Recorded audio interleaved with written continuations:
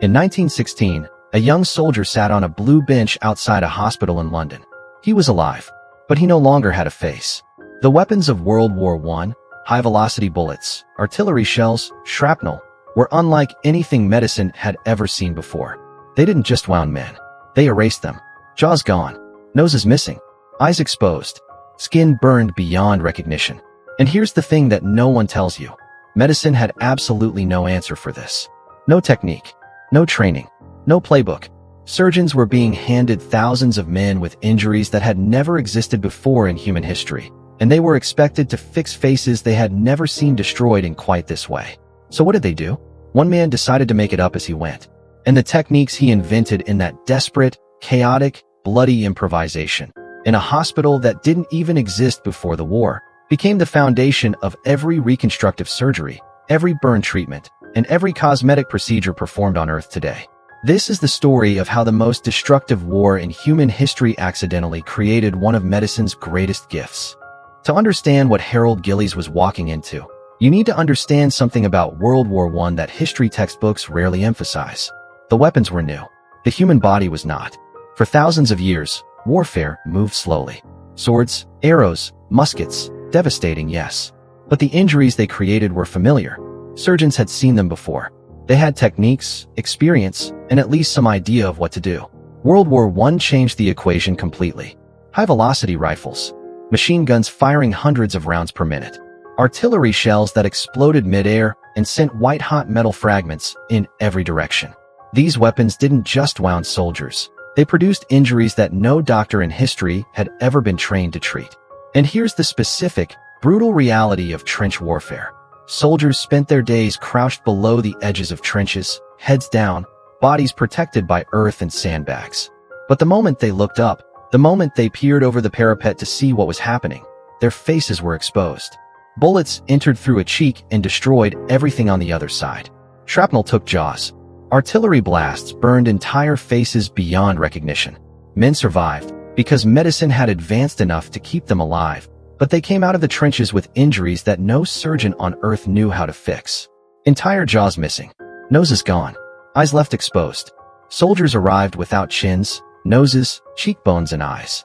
Mirrors were kept away from patients because what they would have seen in the reflection was too devastating to process. Harold Gillies was a young New Zealand-born surgeon who had been posted to France in 1915. He was not a reconstructive specialist. Nobody was. That specialty didn't exist yet. But what he saw in the French field hospitals changed the direction of his life completely. Gillies joined the Army Medical Corps at the outbreak of war and, posted to France in 1915, witnessed the rise in horrific facial wounds caused by the combination of heavy artillery and trench warfare. In France, he met a dentist named Charles Valadier, who was experimenting with rebuilding jaw structures using bone grafts. Gillies watched. He learned. And then he traveled to Paris to visit a French surgeon named Hippolyte Maurestin, who was performing the most advanced reconstructive work anyone had attempted at the time. Gillies came back to England with one conviction: these men needed a dedicated facility. Not a general hospital. Not a ward in the corner of a military infirmary. A real, purpose-built center for facial reconstruction, with surgeons, nurses, and enough space and time to attempt procedures that had never been tried before. He persuaded military authorities. He argued, lobbied, and pushed until they agreed. In 1916, Gillies established a specialist ward for facial injuries at Cambridge Military Hospital in Aldershot. Then on July 1, 1916, the Battle of the Somme began, and although the hospital had been allocated an extra 200 beds, it was overwhelmed when 2,000 patients arrived in a single day. 2,000 men. One day, with faces that medicine had no roadmap to repair. It was clear that Cambridge wasn't enough. In 1917, Gillies opened the Queen's Hospital in the southeast London suburb of Sidcup, with over 1,000 beds for patients in need of facial reconstructions. And it was here, in this hospital that hadn't existed 2 years earlier, that Harold Gillies began doing something that no surgeon had done before: inventing techniques in real time, on real patients, with no textbook to reference and no mentor to call. The biggest problem in facial reconstruction wasn't imagination. It was infection. When surgeons tried to transplant skin from one part of the body to the face, the graft would often fail. Cut it free, move it, stitch it, and the tissue would die before it could establish a new blood supply. Without antibiotics, which didn't exist yet, infection moved in, and the patient's condition became worse than before the surgery. Gillies needed a way to move living skin without killing it. The answer came to him as a modification of existing techniques. But what he did with it was entirely new. He invented the tube pedicle, a technique that used a flap of skin from the chest or forehead, stitched into a tube shape, while keeping it attached at one end to maintain the original blood supply. The flap was then swung gradually into position over the damaged area of the face. This kept the tissue alive and dramatically reduced the infection rate. The procedure looked, by all accounts, extraordinary. Sausage-like tubes of skin stretched between patients' chests and faces for weeks at a time. Patients lived with these skin bridges for months. It was slow, staged, and deeply uncomfortable. But it worked. In the case of Lieutenant William Spreckley, Gillies took pieces of cartilage from below the patient's 8th rib, embedded them into Spreckley's forehead, left them there for 6 months, and then swung the tissue down to construct a new nose, using a cast based on pre-war photographs to guide the final shape. Spreckley spent nearly 4 years in the hospital. He underwent multiple surgeries, and when he left, he had a face. Between 1916 and 1925, Gillies and his team performed more than 11,000 operations on over 5,000 men. Each case was different. Each required improvisation. And each solution Gillies found became a technique that surgeons after him could use, refine, and build upon. Here is the darkest irony at the heart of this story. The weapons of World War I were so destructive, so specifically, horrifically destructive to the human face, that they forced medicine to develop an entirely new branch of surgery. A branch that didn't exist before 1914. A branch that, by 1918, had more knowledge and technique than the previous 1,000 years of medicine combined. The innovations born from World War I's desperate need for facial reconstruction laid the foundation for modern plastic surgery.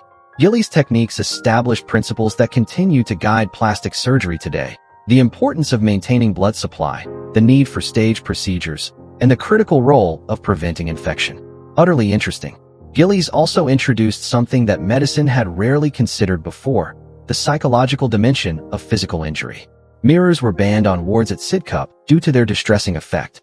Gillies was deeply concerned about the psychological state of his patients and worried about what would happen to them after they left the hospital. He brought artists into the team, painters and sculptors who created likenesses of what patients had looked like before the war, so surgeons had a target to work toward. That idea, that healing must address both the physical and the psychological, became a cornerstone of modern medicine. After the war, Gillies continued operating. He performed pioneering work in gender reassignment surgery. He trained a generation of surgeons who went on to define reconstructive medicine in the 20th century. He received a knighthood in 1930, and in 1920, he published a book, Plastic Surgery of the Face, that became the foundational text of an entirely new medical discipline. There's something deeply uncomfortable about this story, and I think it's worth sitting with that discomfort for a moment. The techniques that allow surgeons today to reconstruct faces after accidents, treat burn victims, repair cleft palates in children, and perform the thousands of reconstructive procedures that happen every day in hospitals around the world.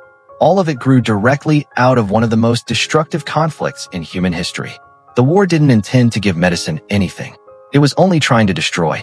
But Harold Gillies stood in the middle of that destruction, surrounded by men with faces that no textbook described, and he refused to do nothing.